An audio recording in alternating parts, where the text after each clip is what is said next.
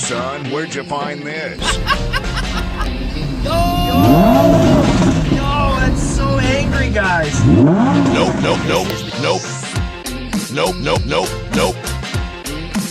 Hey, that's pretty good.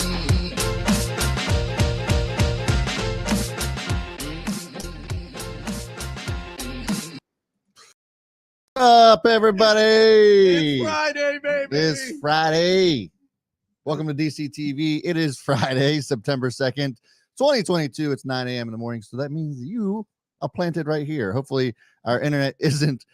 We had some technical issues just before we went live, so just to forewarn you, we could experience more of those during the stream. That's just how it goes sometimes with technology. But what's up, Jaime? Outstanding. We have a long weekend, everyone, so please prepare your vehicles and everything for the trips. Prepare.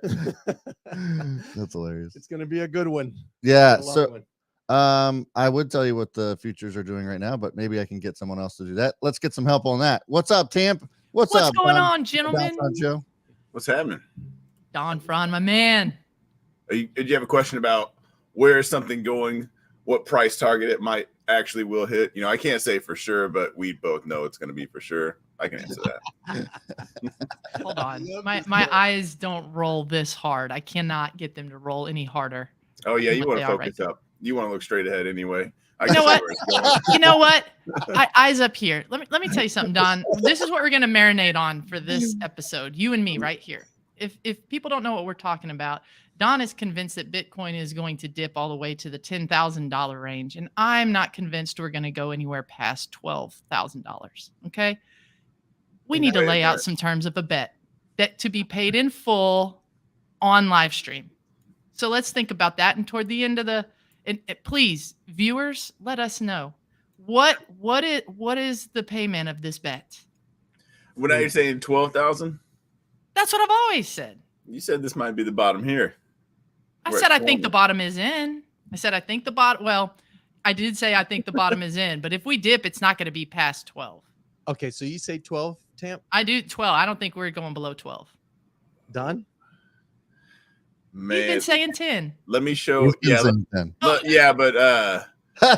hang on. Let me share my screen Yes, Don, I want to see this. because Because I do have a Hail Mary at 9,800.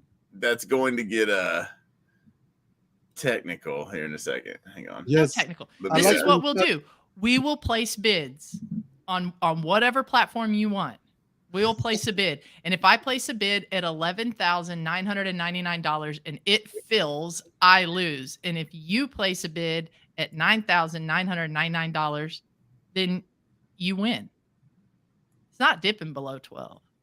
I do think the bottom's in. I do. But if it goes below, there's no way it's hitting 10. So here's the zone I'm looking at right here, by the way, which is 11.8 to 95. Like that's a weekly zone, so zones are a completely different video. But when you're thinking the bottom was in, I thought you meant like we're staying right here. And here 1,000% sure thank we're gonna you. hit this zone right here. We mimosa in right now because it's Friday, bitches. Oh, She's- shit. She's preparing you for this L you're about to take. Make me a little bit this okay. That's it. So let's get these terms out. We could chop it up, and this is going to age extremely well. Okay, so if you think it's not going to dip below 12, it's not going to hit this purple zone. That purple zone starts at 11.8. Yeah, that's okay. I said we're not going anywhere below 12. You said you had stink bids in all the way to 10, and I was like, "There's no way." I'm going to start buying at 14. On all reality, I'm buying at 14, 13, 12, and a lot more at 10. Yes, and you think those 10s are going to get filled? God, I hope so. I have two. I don't know. The reason I'm buying early is because if it drops, I think we'll see a wick down there, and it's going to be like the golden ticket to the Willy Wonka factory. Like 4 people are going to get filled. And then like, I hope it's one of mine. I think a lot of people have buy orders at 10. And when they start getting antsy and say 11's close enough, they start filling orders and it just brings it right back up. Absolutely. And that's your capitulation candle, guys. It'll look like that once we go way down there. Look how clear that mimosa is. You can That's That's a a mimosa. lot of champagne. So yeah, let's iron this out. Let's iron this out, the Piano wager? Man. Let's do it.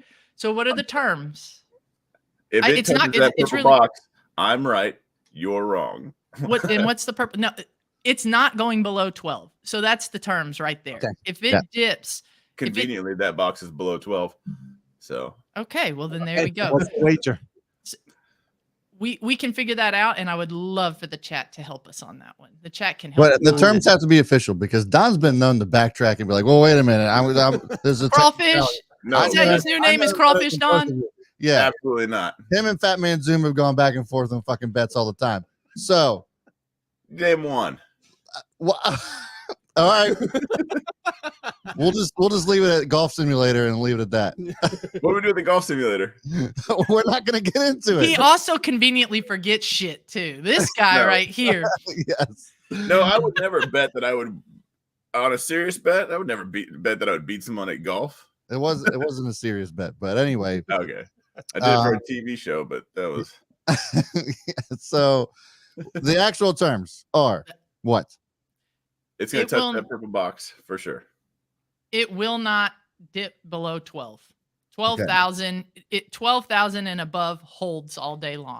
Simple. Yes. So above 12,000, Tamp wins something. Below 12,000, Don wins something. Right. And we'll Oh. have that. We will have that ironed out by the end of this show. And we're going to every now and then let's ping the audience for the new people coming into the chat on what in the world has to be fulfilled live on stream. Right now my brain's in the mindset of shotgunning a beer or two or something like that, but we'll see what Yeah. the chat wants the chat's going to get. Is that really an L if you get the shotgun a beer? I don't know, man. Do you know what you're about to do to some Bitcoin whales? Do you know what I'll do to win? Like, I will find some Bitcoin whales and kidnap them. Yeah, I saw Scott's recommendation on the wager. Yeah, one Bitcoin. What do you say? 1 Bitcoin. One Bitcoin? Good gosh, that's steep. Scott, put the gun down, bro. Steep. Yeah. All right. All right, we'll- marinate on it. Right now, I'm just thinking shotgun and beers. I don't know that the other person has to buy. We'll figure it out. We All can right. figure this out. Okay. That's fine. So we do have a show to do. For Christ's sake. Yeah, Uh, it is. so Cheers. and our internet's just, I don't know. It's just being. And you know what? Just before you start your show and all the stuff that people are here for, Brad, like Yes. summer is fading away oh so very quickly. So that's why I'm rocking my fishing shirts, got my sunglasses on, drinking the mimosas. I'm trying to hang on to this warm weather, man. It's starting to fade. Fall's coming on. College football was on last night. I was all over the place, jumping on the couch. It felt so good. Everybody coming back out of the tunnel. I'm loving it. Hunting season opens up this weekend in Texas. Yes. Listen, screw your show. We got some cool stuff to talk about in this category. But I know we got to get on with the show, but real quick, because it can't just be me and Tam fighting about this. No, I mean, Whose side are you guys on? Yeah. If you're placing side bets, where's your money at? I said 13-8. Thank you, Brad. okay. Yeah, I've been saying 13-8 for a while, and Mm-hmm. that is on record. It is. You can go Yes. find it. Brad, I you're just even on my tweeted- side. I even tweeted about it. So Yes. 13-8 was my bottom. When this happens, make sure you bring this teacher an apple. All right. I can show you. Oh, I ain't bringing you shit. all right. And I have buys all the way down to 9,800, and I see in your chart that you have 9,500 as the bottom of your buy zone. So Mhm. I'm in that range. This is Yeah. everything just correlates with that. Oh, It's gonna dude, be amazing. yo, Lord, Ooh, you're crossing correlate. some lines here, bro. We're correlating now. Wait till he's been people. on my- I mean, Go watch a few of my videos and we'll talk about accuracy. And then we'll see. All right. So maybe the Peter bot will tell us what we can do. The Peter bot always comes up with some cool shit. He's Maybe it shaking right involves now. a Peter bot's cars. He's like, man, if, Yeah. if Don's right, Bitcoin's going to 10. oh yeah. You know, he's got to Oh, put up licking with. his chops. He's got to put up with Bitcoin is dead that much longer. Yeah. He's been through a few iterations. I would like to know what Peter has in mind if Bitcoin goes to 10 grand. What's the play there? Yeah. Buy it all. Ooh. Look at Buy it all. At all. Mortgage the house. you see Phillips. Oh yeah. Phillips straight down the street, writing on Yeah, I lost. Pick up a couple charges while we're at it. Damn. Yeah. Yeah, it has to be fulfilled online, so that way That's- people well, it know has that to we're be not legal. full of it. It doesn't have to be fulfilled online. We could always record it and then slap it online. That's a That good is an point. option. That is a good point. Good. Hmm. Just don't get Come caught, up with guys. something. Just don't get caught. The whole don't get caught thing doesn't really work when you video it and put it online. That's true. Yeah, that's how. That's But how, no way to prove that we weren't in our house on a green screen either. We could be in our Yeah, underwear. I could say I was naked. Underwear could work. So if we put a black box on our private areas, does it count? I feel like that still works. This is All right. taking me back to college, drinking at 9 a.m., talking about streaking stuff, making bets. Let's go. Or who left that streak in the Your car? college is much different than mine. Hell yeah, Texas A&M, Giga Mags. Let's go. Let's go. Mine was much more boring. Yeah, because Kansas City is boring. No, it's Yeah. not. The Power and Lights District is amazing. I'd have been in trouble if I'd have gone to school anywhere around that Power and Lights District. Yeah, Brad's been to Power and Light. Yeah, It's awesome. It's yeah, amazing. we had some fun. We did have some fun. Did you throw up? No. He doesn't remember. Bitch. All right. God damn it, this show sucks. Can you guys just like this because of how terrible it is? On with it. The futures right now Oh, they're up. Hang on, sorry. are actually up. God, I need them to be. I'm assuming it's because of some of the numbers that were coming out today. And Don, if you could like help me out here because the internet is absolutely atrocious. Yeah, I We got got futures that are up. S&P's up 25 points. Dow's up 180 points, and Nasdaq's up 65. Are you able to find any numbers on what was to come out today? Yeah, job numbers that were supposed to come out and stuff. I can ask my chat. I don't usually look at that. I know they come out, but Just go to Tamp, if you're unaware, my boxes are that accurate. I don't need the news. We're gonna see. Oh Keep my talking. God. Somebody give me an idea. Shotgunning a beer. And our Peter bot's silent for some. radio silent. Yeah, if Peterbot gets on here and gives us some info, it's gonna be good. I know it will. Well, it looks like we're seeing a pretty decent move in futures right now, and I would assume that Bitcoin is following suit. I can pull that up. Friday morning.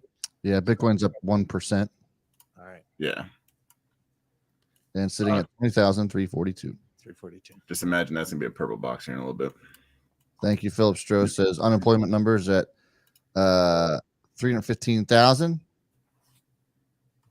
I believe that is much higher than the expectation was.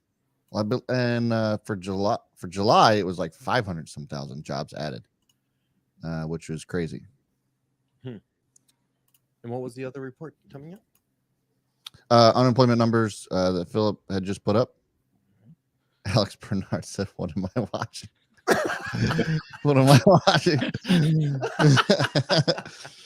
An absolute clusterfuck. That's what you were watching. Alex, What's happening though?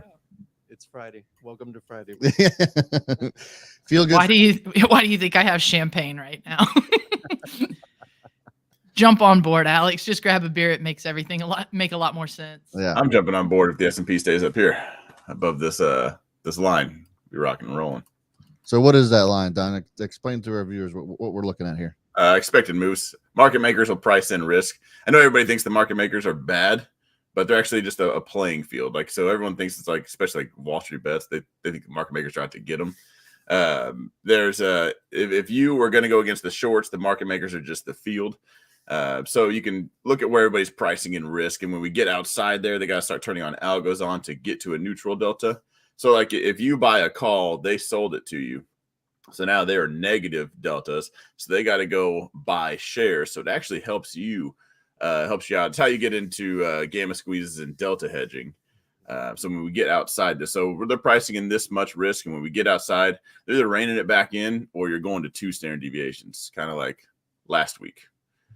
So last week they reined it back in, but there was just too much red Friday. So that meltdown was actually more from Delta hedging than Powell talking.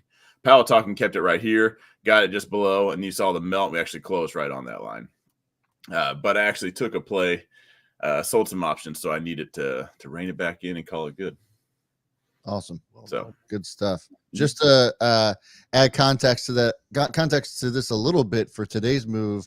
I did end up getting some of these numbers. So August job report, the U.S. payrolls grew by 315,000 last month. The expected was 298. Unemployment rate is at 3.7 versus 3.5 expected. Now, why would markets go up if unemployment rate is higher than what the expected was? I know the answer, but I just figured I'd give you guys thoughts. Initial thoughts. Why is it that when unemployment now is higher than what was expected, the market goes up? Seems kind of odd. Yes. Yes, it does seem odd. Yes, and I'm very curious. People still got to live. They still got to travel. They still got to eat. Inflation. They still got to print money. This has everything to do with inflation. So if unemployment goes up, inflation comes down.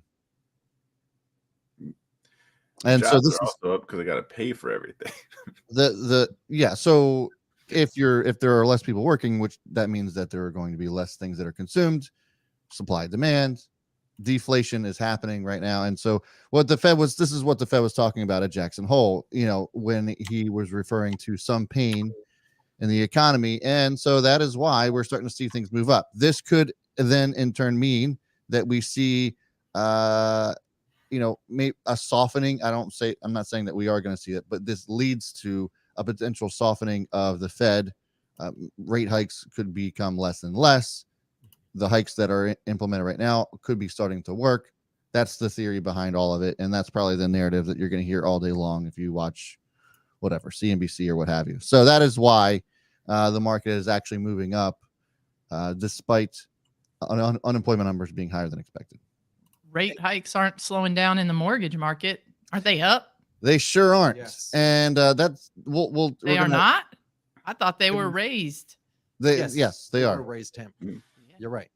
Thank you. You'll hear that again, Don Fraud. Get used to that phrase. If you only knew how many times I heard, "Oh, wait, you're right." Get in line, motherfucker. If I had a penny every time I heard I was right,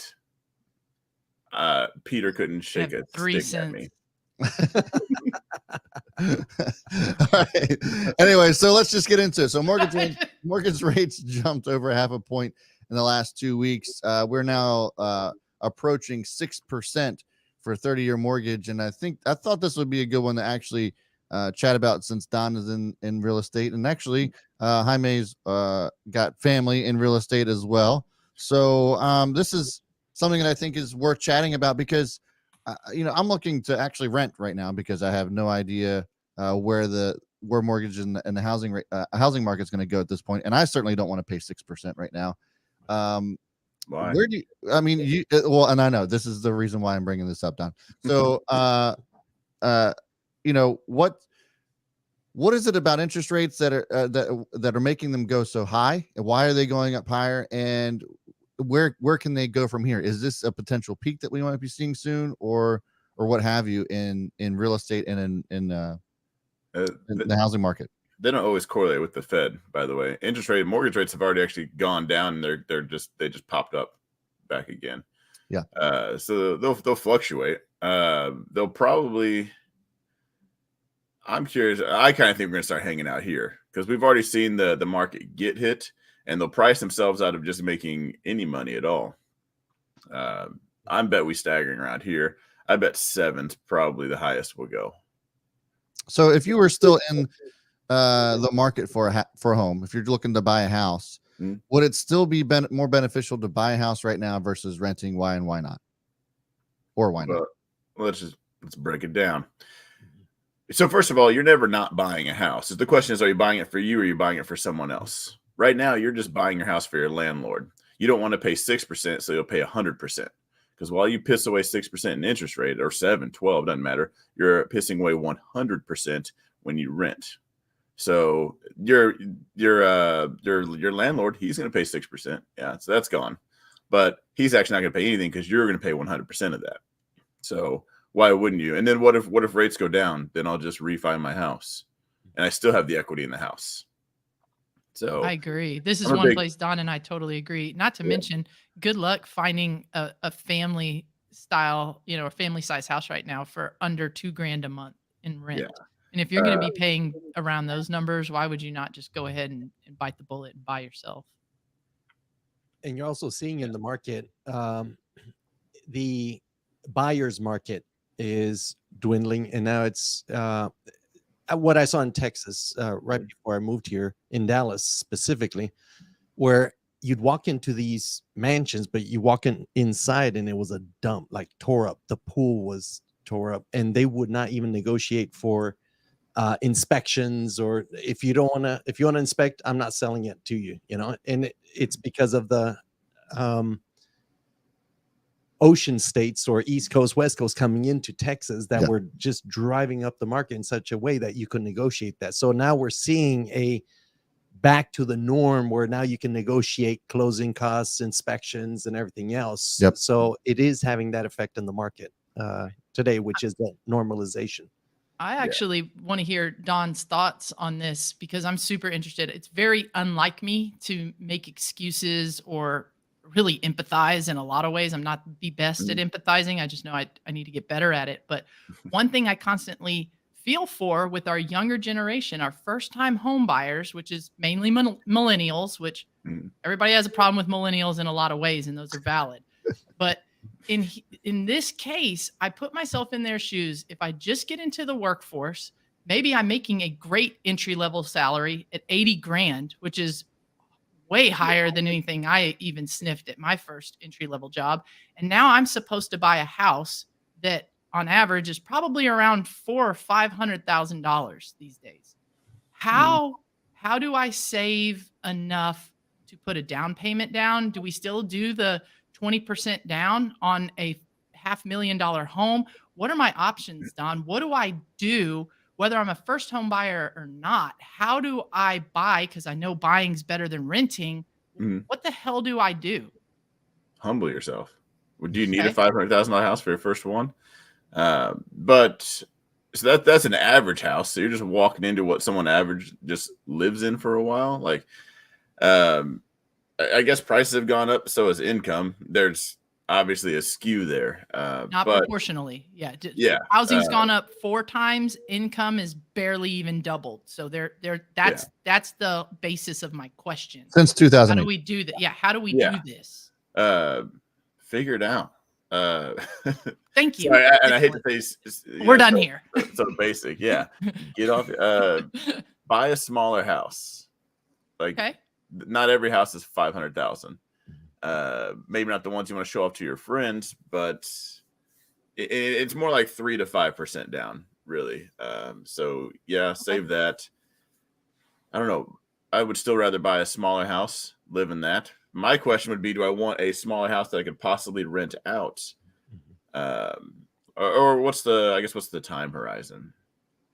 Because if I knew I was only going to live there, if I knew I was only going to live there for 6 months, that's maybe a year, then maybe I would consider renting. Okay. But I'm talking, just anybody looking to get into the market and they want to buy a house. Why wouldn't there's a smaller house out there? I think people's eyes might be set a little too high, because we can complain all day that the older generation had it better and whatever, and that's fine. It doesn't fix where we're at right now. So the question is right now, do I want to buy a house and it's going to cost $500,000, or rent something that's going to cost even more? Or do I want a smaller house that I can pay on, gain equity on, and when I sell that in a couple of years, I get all that equity back, plus I've had 2 years to save, and then not only do I go buy a $500,000 house, I could probably afford, after I got a raise, or maybe I just saved and I was good, I can afford the $600,000 house that I really can show off to my friends while they're still house poor, because they went out of their way to buy a $500,000 house trying to just rub 2 nickels together to make that money, and then their lifestyle sucks compared to what I would have done just hanging out in a small house for a couple of years. I like it. I like it. Yeah. Well, and the other thing is you don't need 20% down anymore. 5%. Right. Is the last purchase we made. That's great to hear. I haven't been in the house market in a while, so that's good to hear. FHA and first time home buyers is even less than that, if I'm not Yes. mistaken, Don. Yeah, 3. So it definitely is easier to buy nowadays. Believe it or not. I will say, since over the last 18 months, mortgages have doubled because of interest rates and the price of housing. So it definitely is a bit of a sticker shock if you we're looking at houses 18 months ago and now we're looking at them now and being like, holy shit. Like I CeeLo thought, makes a good point. let's go ahead and bring him in. So CeeLo said, if you have 20%, you should put it down. That's my rule of thumb. I have 0 interest, no pun intended, in paying PMI insurance. That is another, Yes. downfall of not paying that 20% or bringing that 20% to the table. Talk about that a little, Don. What is PMI and why in the world would you not? Why would somebody not want to pay PMI? What is that? I don't know. People love to make a big deal out of it. Not attacking her. I get this a lot. It's $80 extra on your mortgage. It's basically a mortgage insurance. I absolutely hate it. It's annoying. First of all, I don't like paying interest in general. It's another just piss money down the drain fee. It's in case you don't. It's insurance in case you don't pay your bill. So if you can't afford your mortgage, we're going to tax the money onto you. For those that don't have 20% down, it's an insurance for the bank that you will. Yes. So and it gets dropped, right? If you stay in a house and you pay PMI, once you hit a certain amount of equity, it drops off, correct? 20% equity. Yeah. Yeah. You can put 20% down or have 20% equity and you won't have it. So, But you have to reach out to the mortgage company. Yeah. They won't do it automatically. Yep. yeah, of course. Yeah. You got to, you're still refining the house, but yeah, it's negligible as far as, the mortgage goes. If we're talking a couple thousand, what's the difference between 2,000 and 2,080? Like, Right. is that really the make or break? Because if that was, then I would question, are you in the right house regardless? And I thought you said something about you run the risk of a market crash and you owing way more than your house ends up being worth. Yes. Buy a house you can afford. That's why you don't want to be house poor, because selling a house in a crash has got to be the worst decision. Because if you can just rock that thing, so if you can buy a house you can't afford, who cares? My house could be worth 50%. All my houses could drop 50% in value, and it really wouldn't matter to me. It only matters when I have to sell. And no, I would just ride that out. Like 2008 was bad. It lasted a few years, but most time they dip down, but a couple of years later, you're back to good. So if you bought a house now, it crashes, you own your house for the average of 5 years, you're already back up. But like Dave Ramsey says all the time, like life happens, it sucks. Just things you don't plan for do happen. And, if that happens, can you still afford your house? If you're already pushing it, you do run the risk of being forced to sell in a crash. And that's going to put you in a very bad situation. Interesting. I understand what you mean about the 08 crash. I learned a massive lesson. I'm not saying this is how you should do it. I was young, dumb, naive.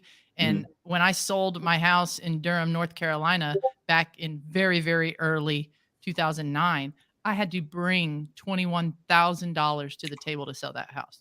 Now, again, I wouldn't do that again if that happened to me today. Honestly, I would just mail the bank the keys and say, have a good day. But that's exactly what happened to me. And that's why we're having these conversations, because there's people trying to figure this out. They might be under the wrong impression. Do I have to put 20% down? Wait, I only have to put 5% down, but then I have to do this PMI.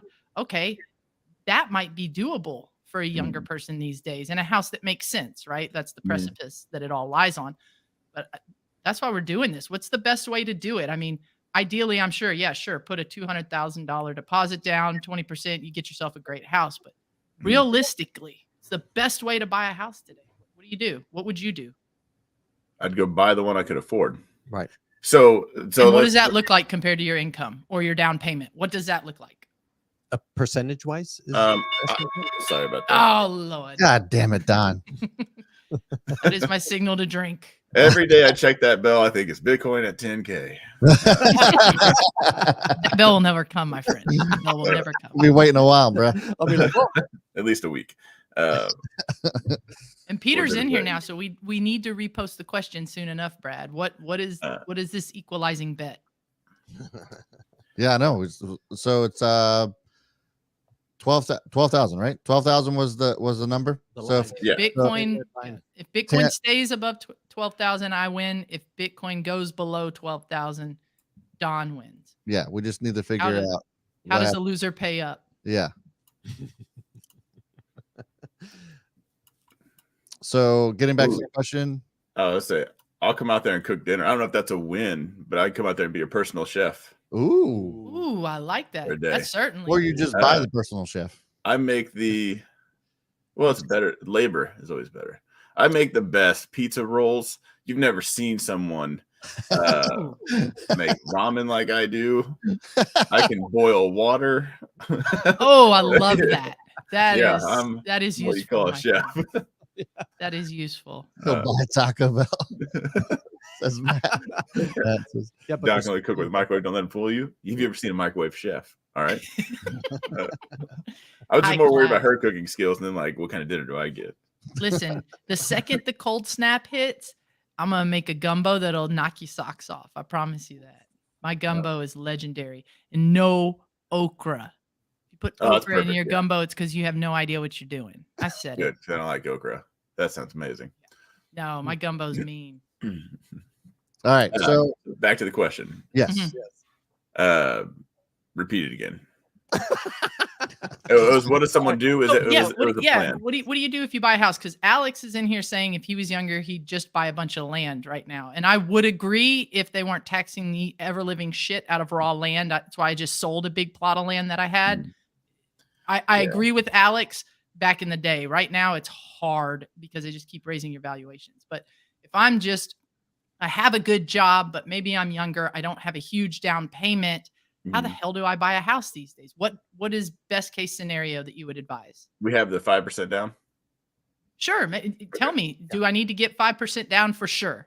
Yeah. Whatever you're looking at. Is that Yeah. step one? Yeah, even if you could without that, there's some first-time home buyer programs. I would still question where I'm at financially. If I didn't even have the 5% down, where's my savings at? Like, everybody gets this fear mongering, like, what if the AC goes out? Like, yeah, there's a couple grand right off the top. Like, you don't have that at all. Like, I know most millennials don't, and that's a problem. Like, there needs to be some kind of access to funds to where if something were to happen. But I would like to have all my bills paid. If I get paid bi-weekly, right? So that's I would get how many Bi-monthly. checks? Bi-monthly. Okay. So I'd want everything paid for in one check. I don't know. I would like to have Okay. everything, all my bills paid for with half my income. I like it. So that's a good barometer for anybody looking to get into the market. That's your price point. And the Yeah. challenge is, Don, you hit the nail on the head, is that humble pie at the moment, because the millennials have grown up in a house that today is worth, it could have, in Dallas, it would have been like $180,000 when they bought it. Mhm. Now it's retail. million. Yeah, like Probably. insane valuation. Mhm. So it's very hard for a millennial to grasp the fact that, no, you're in this house now, but that's the house that you can really afford and build a future in. And Yeah. following that path, with my wife, we bought the house we could afford, and now when we wanted a larger one, we rented that original house and Yep. kept building up equity for our children in the future. Mhm. And But I mean, yeah, let's be honest too. Millennials grew up with the participation trophy mindset as well. That is beyond wrong, and I will stand by that till the day I die, because you don't know how to accept the word no. Some You of don't us. get it. Depends Some on people, depends on where in the generation you fall. and that's Yeah. fair. That is fair, but that's the other thing, is you have to be able, like Don said, to humble yourself. And Peter even put in the comments earlier, like, no one cares, work harder. If Yeah. you apply for a $400,000 loan for your first house and you're told no, well, humble yourself and go look in the $300,000 or the $275,000 range. Yeah, and I guarantee the house you buy for 200 grand, you could fit that apartment you're about to rent inside of it. Yes, Agreed. absolutely. Like, and first of all, if you're out there buying some of these luxury apartments, it kills me sometimes because they do feel a lot bigger when they have the taller ceilings. So up here, a lot of them have taller ceilings and the houses won't. So it feels a lot smaller because you gain that space from 10-foot ceilings to 12-foot ceilings. I think in Texas, you guys don't have basements, so like everything's 12 foot down there. Yes. But up here, like there's Everything. just nothing. The only thing you're doing with that extra space is heating and cooling it. Like it's not actual space you're using. And most times I can fit that apartment you're about to rent in that house. Like you think it's a smaller, you call it a crappy house, but no, you're saying if you swing and miss on a big house right now, that is going to devastate your credit. That is just going to be just a domino effect of crap versus Really? you take the small house now and just work on it. Plus, you have the advantage of when I move out to get the bigger house, do I sell that house or now do I have an asset that I rent? Like Jaime said. Yeah. Yep. Great info. And Yeah. Alex is talking to Still about buying land and building a house on it. It's not a bad idea if you buy a small lot. If you buy big land right now, it better be very remote with very favorable tax percentages, because if you live anywhere that is up and coming or is already established and you happen to have a plot of land that with any size to it, look out. I mean, just full disclosure, I bought 4.6 acres in Waco, Texas, absolutely undeveloped land. And when I first bought it, my tax valuation was basically nothing on it. I think I paid maybe $600 a year in taxes on that riverfront, beautiful land. I had to sell it because they wanted to up the valuation to $177,000. And I'm like, listen, you do this, I don't have money to pay taxes and improve this raw ass land. And I mean, it got to the point where it was either dump a ton more money into it to make some sort of income off of the land or sell it. And I mean, I had to sell it. So just be careful with that. I agree. Land is great because they don't make any more of it. It will appreciate, but these days it's hard to hold on to because the tax man is digging deep and it makes it hard, which is why I got into crypto. That's a huge part of why I got into crypto, because what the hell can I hold? Where can I put my money if it's not land or real estate where I'm getting taxed, and just keep it there, for use later. That's a huge reason why I got into it. And the IRS looks at crypto as an asset. Right. At this moment. Bitcoin. I want to read CeeLo's last comment, or not last. Keep him coming. She already said she'll shut up. Don't do that. I like interacting with everybody, so I love comments. Do it. She said another reason millennials rent over buy, not just a money issue. They don't have any staying power. So same in the workforce. They change jobs constantly. Renting fits that profile perfectly. Yep. I hate that. It's true, absolutely true. But if you are financially, I don't want to say responsible, but you are financially educated, then maybe that's something. But for most people, this is what I would challenge everyone on. It'll be the biggest thing you buy, and it'll be your biggest investment. And imagine just looking at the biggest investment versus owning the biggest investment you'll ever have. Is there any way you can have staying power? Is there any way with your workforce? We're working from home now, so you can keep that. Can you keep it for 5 years? Because once you're outside the 2-year mark, you're pretty much not. I don't say you're pretty much, but you're usually green on a house, or you can sell it and not have to pay anything. After 2 years, you can pay the realtor fees, you can pay everything, closing after 2 years, and you're good. You've made some money. Where renting, hopefully you guys getting your deposit back is kind of a joke. We all know that. Never actually comes back.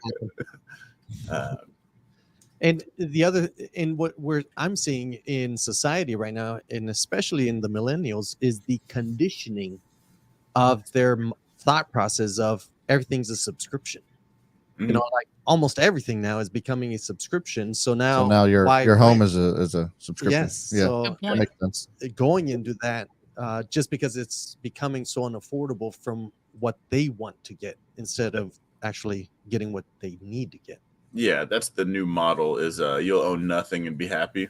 Yes. And that's why I thought Open Door, not Keller Williams, Zillow is buying up everything. So tinfoil hat, they buy up all the houses. They sell each other houses back and forward to each other, which creates new comps at ridiculous prices, which raises the taxes, which people can't afford. So they sell their house. So now they have everything. First of all, if I'm Zillow, I can buy a house. I can buy a $300,000 house for $1 million. I can write that off as a loss because I overpaid. It's not worth. I get the tax the cutback for taxes. and I don't ever have to sell it. On paper, it's a loss, but I have no intentions of actually selling it. It'll eventually grow into that value. I'll collect rent while it's there, and I can turn the whole housing model into a subscription base. Wow. And then I can make everyone's house at a cheap neighborhood $1 million. They won't be able to afford it, but I can rent it to them for a technical loss because I bought it for $1 million, but they're renting what their old mortgage used to cost. So I carry a loss with tax benefits, and eventually I break even and win, and I still have a whole neighborhood at my disposal. Yes. What do we do? What do you do, Don? Like you said, Burn just it look down. elsewhere. Yeah, look elsewhere. And No is that one- where crypto comes in? Like, Don, are you seeing your clients ask for crypto more or want to implement crypto, or, hey, what can I do if I did this in crypto instead of cash? Like, are you seeing that? And how can crypto possibly help burn this down? Like, where can crypto fit in to be like, this has got to stop. This is bad for us. Yeah. First of all, that's just, I don't think that's going to stop because that's corporations. You can change how they pay. They're still going to pay. More money is more power. And when they establish a new currency, it's going to be the same story. That's always been the story, and people are very comfortable up high, and they're not going to let that happen. Like, how many times have you seen a politician actually in trouble? You know, like when will Pelosi actually get in trouble for not Or her filing husband. with the SEC? Yeah, they play by a different set of rules, Pelosi. and they're very good at keeping it that way. So I don't know if crypto even is the answer to that one at all. It definitely, it's a thorn in their back as far as banks go, because they need to figure it out soon, because everyone's going to figure it out. And if they no, because I am seeing that already. But I think they're going to figure it out. And then we're just back on the next game board. Well, you as far as see that it. goes. I think somebody posted not too long ago that Slash, the guitarist from Guns N' Roses, he listed one of his LA homes for sale for $8 million, or the equivalent in cryptocurrency, is how it was listed. So I would do that does all that day help? long. No. I mean, if you had, let's say you're looking at a $300,000 home, Mm. do you have any advice of whether or not you should go the traditional fiat and bank mortgage route versus if you have a seller that's willing to do the sale in cryptocurrency? Is that basically just like a cash sale and we don't need a bank? Or is there something that you can see where maybe doing part or all of it in crypto is more beneficial given our current market conditions? Oh, you would still need a title company. Yes. Okay. So I guess you would just transact that. The wire transfer would just be, it'd be the same as a cash sale. They would just be paying in Bitcoin until the title or the deed is attached to like an NFT. It won't be on the crypto market. Again, it would just be the currency that you use it on, or that you use it to buy with. So you're giving an asset for another asset, exchanging, trading. Yeah, I don't know how they would tax that. It's just interesting to see if, Yeah. maybe not 100% in crypto, but if you could put the down payment in crypto, or if you could whatever in Yeah. crypto, Yeah. can that be beneficial to people trying to navigate the insane real estate market today? What difference does it make if it's 100,000 in cash or 5 Bitcoins right now? It's still going to be the same, I guess. Correct. I'd have It's probably much less fees in cash though. Yeah. Maybe it's just, hey, I have the down payment in Bitcoin, but I don't have it in my bank account. So, I'll give you the down payment or an equivalent in Bitcoin. And then now I only have to borrow 100,000 from the bank instead of all Yes. of it. Something And- like that. and the way I see this happening is then at the end of the year, you will report on your tax records that you sold, in other words, transacted your Bitcoin, let's say 500,000 or 80,000 worth, and that's where you pay your taxes. Yeah. Yes, you would get hit twice on that. Yes. Yeah, you would. I know if you're selling things, I've sold when I sell things on Marketplace, like Facebook Marketplace, I'll take crypto. Oh, yeah. And, Absolutely. bro. I sold one of my drones. Just funny story. It was hilarious. Ethereum was just at 15, 16, 1700, somewhere around there, right before it went to 3,000. And the guy shows up. He's a crypto expert, claiming to be at least. And so I'm trying to take all of it I can. He goes, So he's buying the drone for $1,500. He goes, "Can I pay you in Ethereum?" I said, "Absolutely." So like he's all excited. He thinks he's getting one over on me. He goes, "So are you gonna just like sell this roll? Like as soon as it's done, like his old ad change goes, you're gonna just lock in that crypto because I think it's about to fall." I was like, "No, I think I'm gonna keep it." Yeah. He's like, are you sure? And I was like, "Yeah, I think we got a little bit more." He's like, "I don't know, man. I don't know." And I was like, "Well, it's fine." But so I had like I had a bunch of goggles too. My friends are poor, so if I wanted to play with my friends, I got to buy the toys. So I had like extra set of like first goggles and everything. And so That sounds like us playing with Peter. Yeah. The Peter guys, not our Peters. yeah. Well, he calls me up a week later. It couldn't have been a week. No, Ethereum went to 3K super fast, did it not? It felt like Yes. a week. Yes, Yes, it was it did. very fast. He goes, "Well, I guess you're right." You go, bro. yeah, because it was on this pump up. Just shoots up. He goes, "Well, I can afford those goggles now." He goes, "Did you sell that Ethereum?" I said, "Nope." He said, "Man, I just paid $3,000 for a drone." I said, "Yep." He's like, "Well, you still got those goggles?" I sure do. He asked again. He goes, "You gonna sell that?" I said, "Nope." Nope. Just That's keep hilarious. it. All right, so we're winding down towards the end of the hour. I wanted to make sure that we got to this because we don't want to be clickbaity. The title of today's video was, "Are all blockchains created the same?"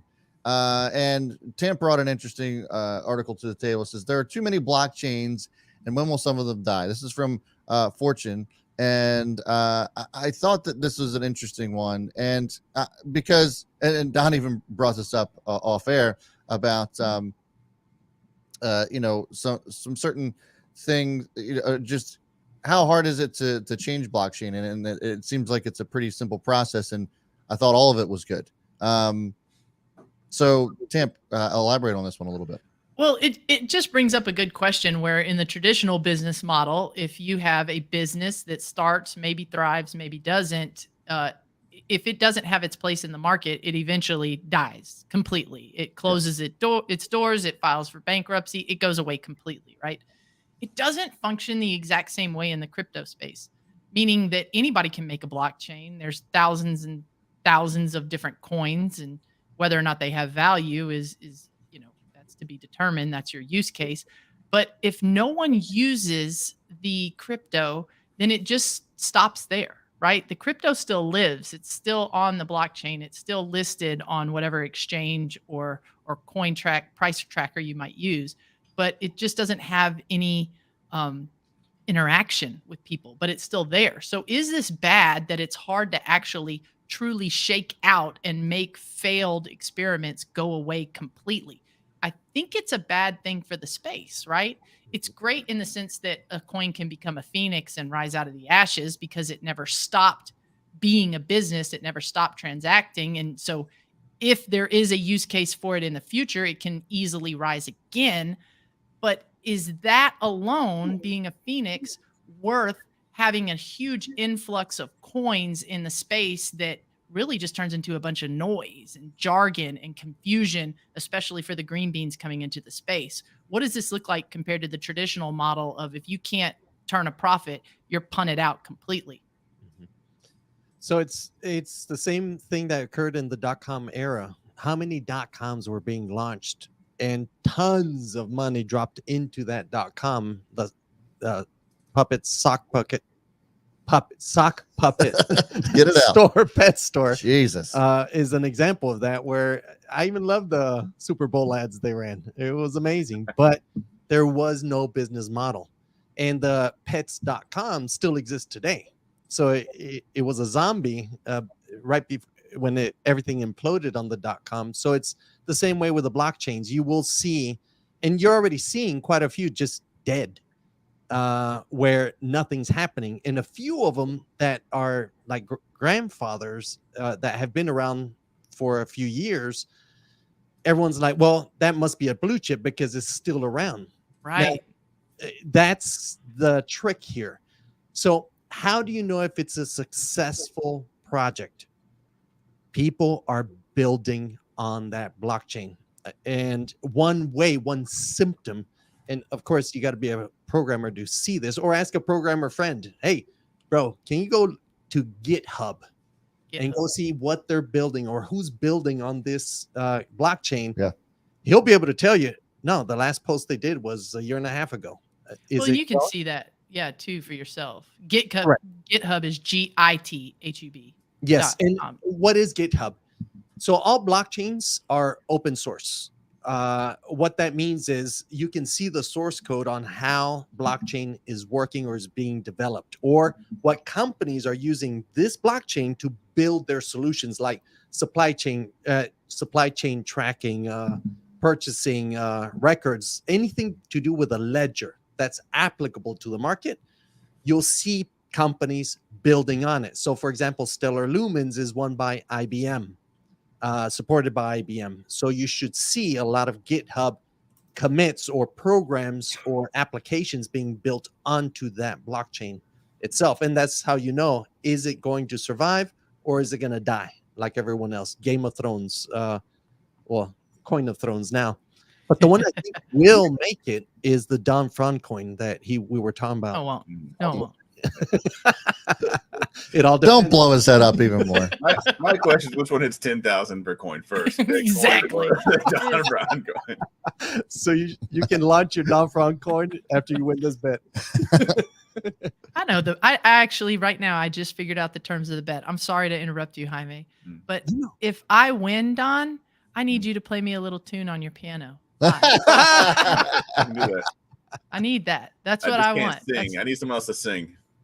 I'll sing. Okay, You play. We'll see how that works. This is gonna be awesome. So what happens if you lose to him? That's up to Don and me to agree. Now you got to figure it out. We'll figure it out. I'm terrible at this. All right. Crowd. Lifeline. I'll have to think of something. Yeah. And what you will see, and by the way, don't be confused because it happens in penny stocks or shit stocks. These shit coins, you'll see pump and dumps also. So be careful with, if you see one skyrocket, you're like, oh my God, something's going on. No one knows. And you jump in it, just like Bed Bath and Beyond type situation. Yeah. So please confirm before you invest in any of these. If you don't see a clear purpose for the token to exist, like they're solving this real world problem, or if you don't see commits, companies building on that blockchain for public use, be wary of it. Yeah. Like offline, by the way, guys, I would never actually do this, but I said I would just create a coin and I would give it a cool name because I know stupid people would jump in there and buy it. Yeah. Yes. Crypto Cowboy wanted to launch Chad coin. Yeah. Someone tried to sell me a Wakanda coin. Because Black Panther 2 is coming out. Right. I think it's really going to go up. I was like, man, are you out of your mind? Yeah. Like he's dead serious. Like, But no think wonder about crypto hasn't taken off yet. Like, but that's Doge. Yeah. That's Oh, yeah. the whole And Shiba. point. yeah. Exactly. And now you have people intentionally making meme coins, Yeah. right? You have, Chihuahua, you have, Serbius. There's a lot of different meme coins specifically saying we have no value. We have no idea what we're doing, but the community can take it wherever it wants. Ass coin. Yeah. And that's the whole point of the article is, if you don't have a case, but you're still just there existing, even though you're technically dead, is that bad for the space? Versus, let's say Bed Bath and Beyond had to file Chapter 11. They're done. They're over. They're the new service merchandise. They're gone, right? At least they're completely gone. Yeah, that's what it needs Something to think about. It's like rust on a car or cancer. It just needs to go. Like, let's play games later. Like, Absolutely. Like, send it. Like, I'd burn it all and keep the good ones, and then we start fresh. Because every time a Wakanda coin comes out or someone creates a coin like what I was just talking about, that's just that many more people that just aren't going to be interested in the space because it's going to make the whole thing seem like a joke. Agreed. Absolutely. Yep. So that winter, let's hope it's now where it's happening, because this is what's going to happen. If our buys come in, Don? You mean when? Yeah. Perfect. So when our buys come in, please look at the entire market overall. If Micro Sailor was already getting, hey, you have some calls, margin calls, right, Michael, because of your buy levels Mhm. at 20, you can only imagine now we drop another 50%. Yeah. What Mhm. is going to come out in the market, all the FUD that's going to come out there. So I think it would be a nice trigger to kill all the zombies out there, all the zombie coins that are out there, to the point where it's like, all right, screw it. I'm not putting a penny into one of these. I'm just going for the blue chips or the ones that are actually building. Well, and I think with each crypto winter, you're going to see less and less of that. Yes. You know, when I remember 16, 17, you had different cryptos out of the woodwork. And as a over-the-counter penny stock trader at the time, that was the thing to go buy up. It didn't matter what it was, what the company was doing before. Now they made coins. Now they're in cryptocurrency, so the stock just blows up. I mean, there was all kinds of stupid ass coins Yeah. out there in 17. And if you guys think that it's bad now, it was way worse then. So you know, I think it's just going to get more and more refined. We're going to see less and less of the shitcoin type of moves. Absolutely. So heads and tails to everything. The I guess the head side of that though is we can use Tesla as an example.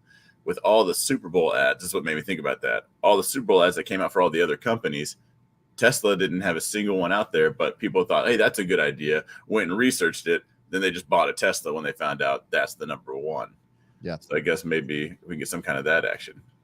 Yes, without a doubt. Yeah, Makes I agree. sense. All good stuff, man. Today was a great show. Don, thanks for coming on. Thank you. Certainly appreciate you giving us your Friday morning. And guys, it has been an absolutely fantastic week. I feel like the show is just getting better and better. So if you are enjoying the show, if you're loving it, and you haven't subscribed already, make sure you're doing that. Hit that notification bell as we go live from 9 to 10 a.m. every day, Monday through Friday. And hit the like button on your way out the door, too, to show us some extra love. What else you got, Jaime? Monday. Monday, we will not be live. Oh, yeah. Labor Day. It is Labor Day, so we will not be here.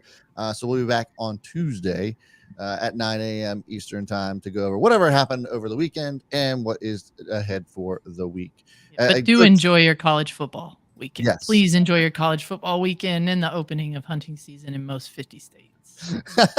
Enjoy the doves. Yeah, absolutely. And so make sure you also go check us out over at themetify.co as well to go get our newsletter and all the goings on that we have over at Metify and DCTV. And guys, thank you so much. Have a great weekend, and we will see you Tuesday. Have a great weekend, everyone. Have a good one.